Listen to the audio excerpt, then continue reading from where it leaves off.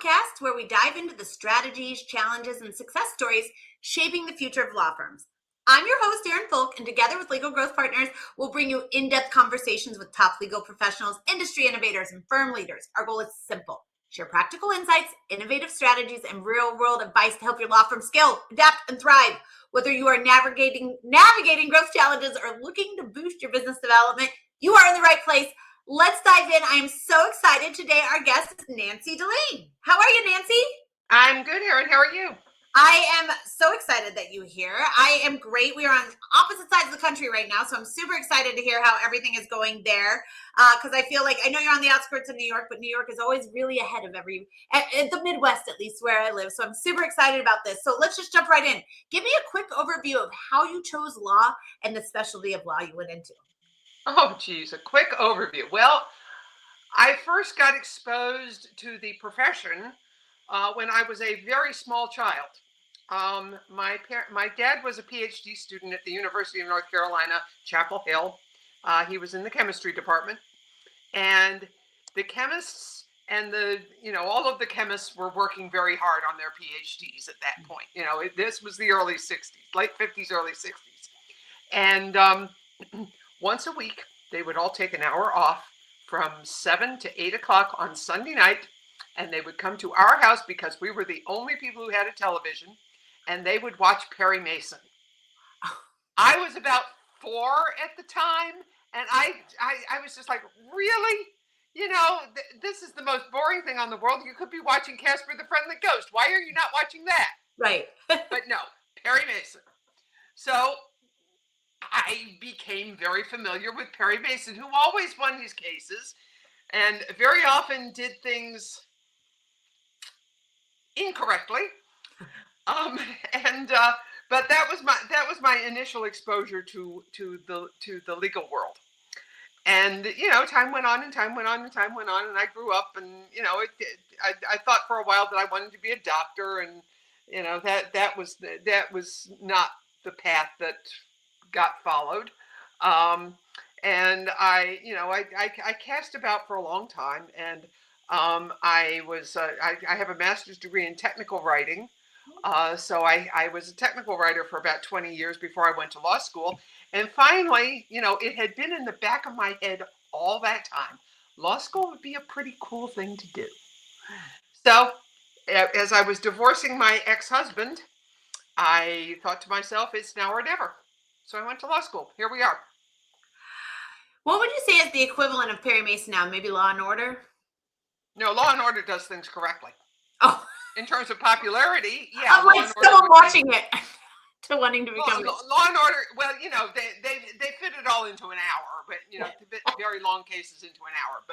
But procedurally, they are much more correct than Perry Mason was. Perry Mason was just kind of out there.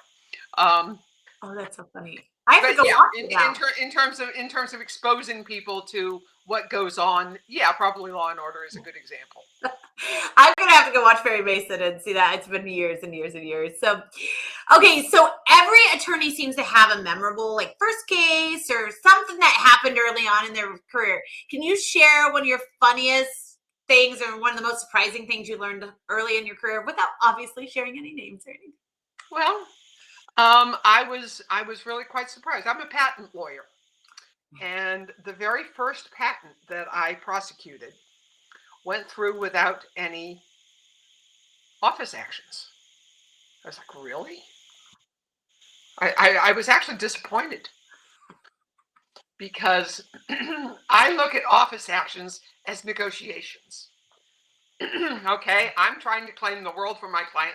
The U.S. Patent and Trademark Office is trying to claim a sliver for my client, and we meet somewhere in the middle. Yeah. Well, evidently I had claimed the sliver for my client, and the USPTO said, okay. And my client was happy because they didn't have to pay for the office action prosecution. But I was like, damn. So that was my very first patent. Something that happened early on. I never had a job as a lawyer. Okay, I have always been a solo practitioner. Always, always, always. And I did that for several reasons. First of all, I was in my late mid-40s when I graduated from law school, and people wanted to hire 25-year-old male white engineers. I was not a 25-year-old male white engineer. Okay, white, yes. The rest of it, long gone. And so when I looked kind of half-heartedly for a job, because by that time I knew perfectly well that I am, without a doubt, the world's worst employee. I really am. I am terrible at being an employee. If if I can do it for them, I can do it for me. Mm-hmm. And so I cast out on my own, and I said, if I can do it for them, I can do it for me. And I've been doing it for me ever since. How did you end up in patents? I'm sorry, say again? How did you end up in patents? I have the background. I was a science major in college. So why not? Yeah. That's such a fun but niche space. So that's interesting. I like that.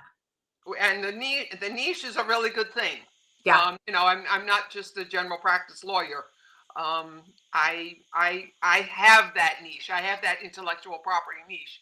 And I knew I wanted to do the IP because I knew perfectly well I didn't want to do family law. No, thank you. Way too much angst. Business law, yeah, I do business law. I write contracts. I do all that. Do formations. Right now I'm in the middle of getting an LLC membership adjusted, and that's kind of fun. And my sweet spot is the business law that surrounds intellectual property, the franchising, the contract, the licensing, the trademark contracts, the copyright contracts, the patent licenses, all that kind of fun stuff. Around all the other entrepreneurs. Mm-hmm. I love that. So what would you say has been your biggest growth success story so far? I'm going back again to when I first started law school, when I first started practicing.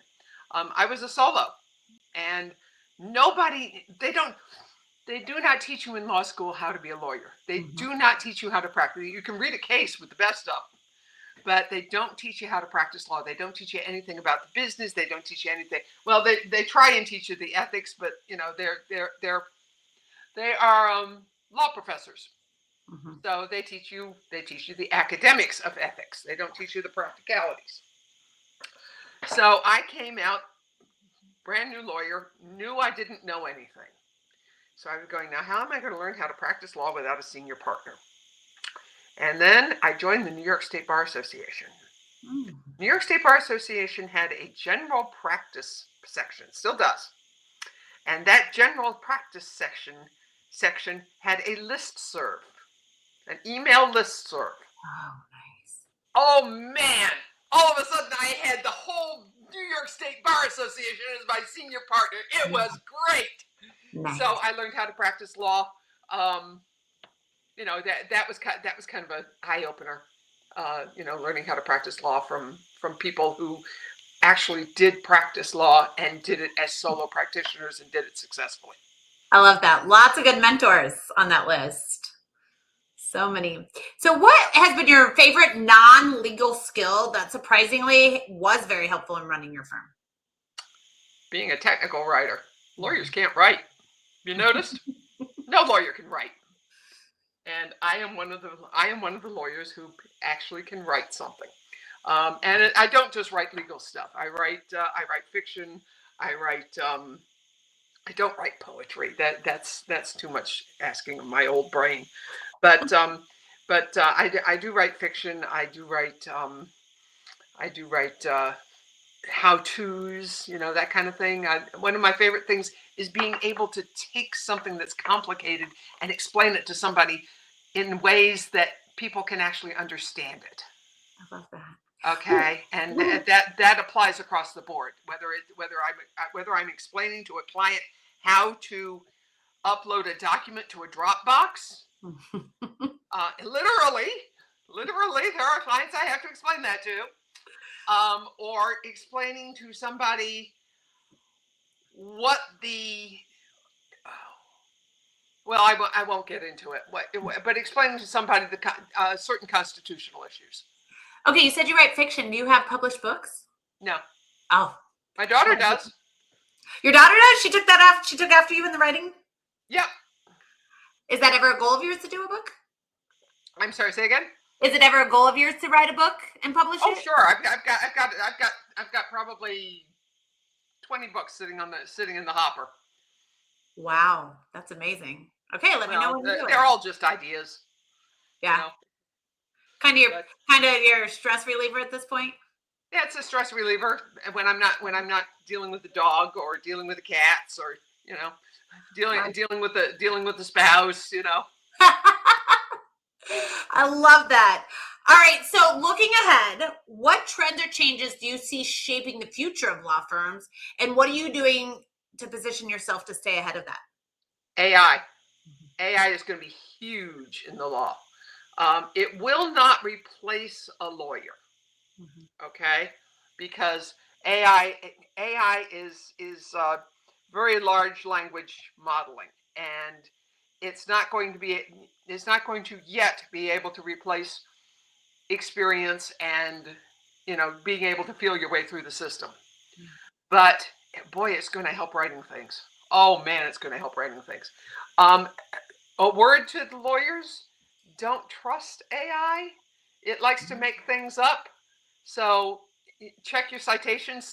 Continue to check citations and make sure that it's telling you what you need to know truthfully, because the AI lies. Right now, it lies. It really does. It lies. So just make sure that everything is truthful and accurate, and don't go submitting things to a court that you haven't checked. Well, and at some point, right now, it's just pulling what's out there, right? And at some point, when do you have people putting the wrong stuff out on purpose to try to mess up those cases? Make sure that you check it. Yeah. I love that. Well, this was fascinating. I really appreciate you coming on, Nancy. Oh, my pleasure. Thank you for joining us on the Legal Growth Podcast presented by Legal Growth Partners. If you enjoyed today's episode, subscribe, drop us a review, and share it with your colleagues, because great insights are even better when shared. For more tips and tools to help grow your practice, visit LegalGrowthPartners.com. And until next time, keep innovating, keep growing, and keep smiling. Thanks so much, Nancy.